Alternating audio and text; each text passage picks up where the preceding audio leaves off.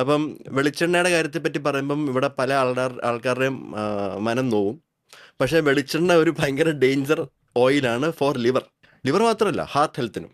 ഇതിൽ പഠനങ്ങൾ വരെയുണ്ട്. ഇപ്പം പല വ്യക്തികളും സോഷ്യൽ മീഡിയയിൽ വന്ന് പറയും വെളിച്ചെണ്ണ ഗുണമുള്ളതാണ്, അത് എല്ലാ ദിവസവും 2 ടീസ്പൂൺ എഴുന്നേൽക്കുമ്പോഴേ വെറും വയറ്റിൽ കഴിക്കണം, അങ്ങനെ ആകുമ്പോഴത്തേക്കും ഇമ്മ്യൂണിറ്റി ബൂസ്റ്റ് എന്നൊക്കെ പറയുന്നുണ്ട്. ഇതൊക്കെ അവരുടെ ഓരോ ഡെലൂഷൻസ്, അവർ സ്വപ്നം കണ്ടതായിരിക്കാം അടുത്ത ദിവസം എന്ന് പറയുന്നത്.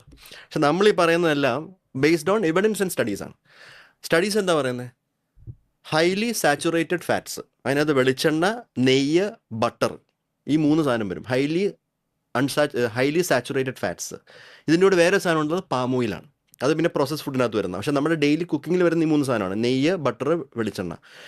ഇത് യൂസ് ചെയ്യുന്നവരിൽ ഹയർ റിസ്ക് ആണ്. അതായത് ഹാർട്ട് ഡിസീസ്, ഫാറ്റി ലിവർ, അതുപോലെ പല മെറ്റബോളിക് ഡിസീസസും, ഈ പറഞ്ഞ പോലെ ഹൈ കൊളസ്ട്രോൾ, ലിപ്പോപ്രോട്ടീൻ എ എന്ന് പറയുന്നൊരു സാധനമുണ്ട്. എല്ലാവരും ഇപ്പം LDLയുടെയും ടോട്ടൽ കൊളസ്ട്രോളിൻ്റെ പുറകെയാണ് പോകുന്നത്. അതല്ല ശരിക്കും ഇമ്പോർട്ടൻറ്റ്. ഈ ലിപ്പോപ്രോട്ടീൻ എന്ന് പറഞ്ഞൊരു സാധനമുണ്ട്. അതാണ് ശരിക്കും മെഷർ ചെയ്യേണ്ടത്. പലരുടെ LDL ഒക്കെ കുറവായിരിക്കാം, ഈ ബാഡ് കൊളസ്ട്രോൾ എന്ന് പറയുന്നില്ല, അത് കുറവായിരിക്കാം. പക്ഷേ ലിപ്പോപ്രോട്ടീൻസ് ഹൈ ആയിരിക്കാം. അത് ഹൈ ആയിട്ടുള്ളവർക്കും ഇതുപോലെ ഹാർട്ട് ഡിസീസും ലിവർ ഡിസീസ് റിസ്ക് ഉണ്ട്. അപ്പം ഇതൊക്കെ ബാഡായിട്ട് കൊണ്ടു നടക്കുന്ന ഒരു സാധനമാണ് ഈ വെളിച്ചെണ്ണ.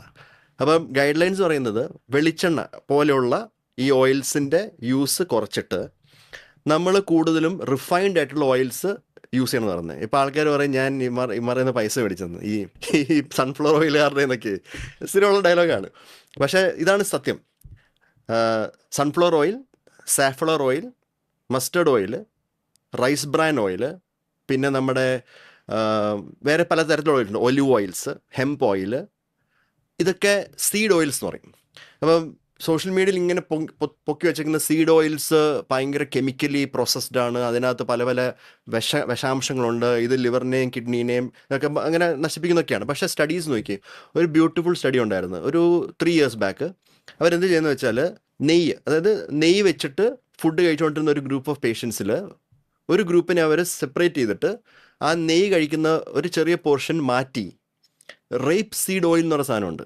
റേപ്പ് സീഡ് ഓയിൽ, ഇത് നമ്മുടെ ഇവിടെ ഭയങ്കര കോമൺ ആയിട്ട് യൂസ് ചെയ്യുന്നത് കനോള ഓയിൽ എന്നൊക്കെ പറയും. അതിൻ്റെ ഒരു പോർഷനാക്കി.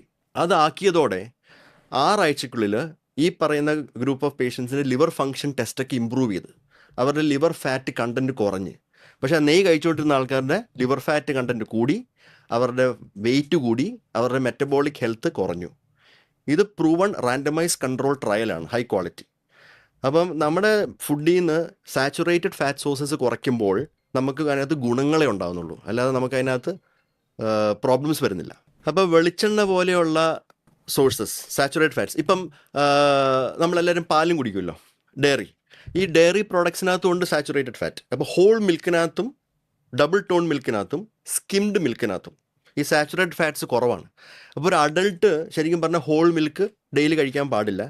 അത് നമുക്ക് ഫാറ്റ് കൂട്ടത്തുള്ളൂ, സാച്ചുറേറ്റ് ഫാറ്റ് കൂട്ടത്തുള്ളൂ. പിള്ളേർക്ക് അത് കൊടുക്കാം, ബിക്കോസ് അവരുടെ ബ്രെയിനൊക്കെ വളരുന്നത് സാച്ചുറേറ്റ് ഫാറ്റ്സ് വേണം. പക്ഷേ അഡൾട്ട് ആയി കഴിഞ്ഞാൽ നമുക്ക് വേണ്ടത് കൂടുതലും lower levels of saturate fats ആണ്. അപ്പം ഈ വെളിച്ചെണ്ണ മാതിരി തന്നെ മിൽക്ക് യൂസ് ചെയ്യുന്ന, അല്ലെങ്കിൽ മിൽക്ക് ബേസ്ഡ് പ്രോഡക്റ്റ് യൂസ് ചെയ്യുന്ന ആൾക്കാർ, ഇപ്പോൾ തൈരാണെങ്കിലും പനീറാണെങ്കിലും മോരാണെങ്കിലും, ഇതൊക്കെ ലോ സാച്ചുറേറ്റഡ് ആയിട്ടുള്ള മിൽക്കിൽ നിന്ന് വേണം അതൊക്കെ നമ്മൾ ഉണ്ടാക്കാൻ.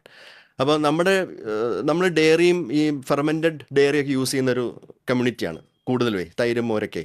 അപ്പോൾ അതിനകത്തുനിന്നും ഇതുപോലെ സാച്ചുറേറ്റ് ഫാറ്റ്സ് കയറുന്നുണ്ട്. അപ്പോൾ ഇതൊക്കെയാണ് നമ്മുടെ ഈ മെറ്റബോളിക് ഹെൽത്തും ലിവർ ഫാറ്റൊക്കെ കൂട്ടുന്ന സാധനങ്ങൾ. അപ്പോൾ വെളിച്ചെണ്ണയുടെ അളവ് കുറയ്ക്കുക, അത് ഒക്കേഷണലി ആക്കുക. ഇപ്പോൾ ഒരു കല്യാണത്തിന് പോകുന്നു, അല്ലെങ്കിൽ ഒരു പെരുന്നാളിന് പോകുന്നു, ആ പരിപാടിക്കൊക്കെ ഓക്കെ, വല്ലപ്പോഴും ഒരു വെളിച്ചെണ്ണയിൽ എന്തെങ്കിലും ആവാം.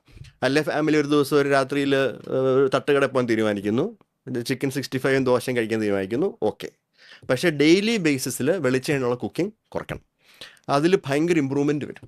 ഇപ്പോൾ ഈ എയർ ഫ്രയറിലൊക്കെ ഉണ്ടാക്കുന്ന ഒരു ശീലം ഇപ്പോൾ ഉണ്ടല്ലോ, അതുകൊണ്ട് ബെനിഫിറ്റ് ഉണ്ട്. പക്ഷേ എയർ ഫ്രയറിൻ്റെ ആവശ്യം മാൻഡേറ്ററി അല്ല. എയർ ഫ്രയർ ഇല്ലാതെ നമുക്ക് ഹെൽത്തി ആയിട്ട് മീൽസ് ഉണ്ടാക്കാമല്ലോ. പക്ഷേ എയർ ഫ്രയർ എന്ന് പറയുന്ന ഒരു സംഭവം ആൾക്കാർ ഇങ്ങനെ പ്രൊമോട്ട് ചെയ്യുന്നതേ ഉള്ളൂ. അത് എനിക്ക് തോന്നുന്നൊരു ബിസിനസ് പെർസ്പെക്റ്റീവ്, പ്രൊമോഷണൽ പെർസ്പെക്റ്റീവ് ഉണ്ട്. പക്ഷേ എയർ ഫ്രയർ അല്ലാതെയും ഞാൻ ഈ പറഞ്ഞ പോലെ നമ്മുടെ കയ്യിലുള്ള ലോക്കലായിട്ടുള്ള ഇൻഗ്രീഡിയൻസ് വെച്ചിട്ട് ഈസി ആയിട്ട് നമുക്ക് ഹെൽത്തി മീൽസ് ഉണ്ടാക്കാം. അതിന് വേറെ ഒരാളുടെ ഒരു എന്താ പറയുക, ഒരു ഇൻസ്ട്രുമെൻറ്റിൻ്റെ ഒന്നും എക്സ്ട്രാ ഹെൽപ്പ് വേണ്ടി വരുന്നില്ല. നമ്മളിപ്പം ഡയറി